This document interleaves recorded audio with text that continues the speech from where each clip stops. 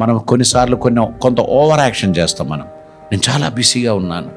వాస్తవంగా ఎవరు పెద్ద బిజీ ఏం లేదు. కోవిడ్ అందరి బిజీని తీసేశారు.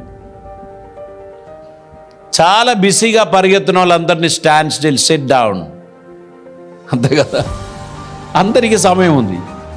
పిల్లలతో మాట్లాడని టైం లేదు, ఫ్యామిలీతో మాట్లాడిన టైం లేదు, ఫ్రెండ్స్తో మాట్లాడిన టైం లేదు, పరుగుడే పరుగులు. కోవిడ్ వచ్చింది, అందరూ SIT at home, work from home, అంత ఇంట్లోనే వ్యవహారాలన్నీ బిజీ పోయింది. చెప్పండి, వినడానికి మనకు మనసు వచ్చింది. గుర్తుపెట్టుకోండి, ఐఎమ్ బిజీ అని ఎప్పుడు చెప్పకండి.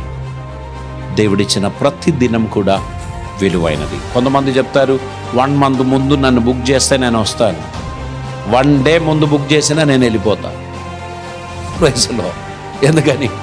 Tomorrow is not hours.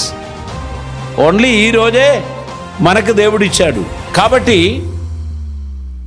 దేవుని పనులో ఆయన ఎప్పుడూ పిలిచినా, ఎప్పుడూ అడిగినా మనం సిద్ధంగా ఉండాల్సినటువంటి అవసరత ఉంది. మీరు నేను దేవుని చిత్తం నెరవేర్చడానికి పిలువబడిన వారం, ఇతరులకు పరిచర్య చేయడానికి పిలువబడిన వారం గనక ఉత్సాహంతో, సమర్పణతో ప్రభు పరిచర్య చేద్దాం. ఆయన ఆత్మశక్తిని పొందుకొని ఆయన పనిని జరిగిస్తాం.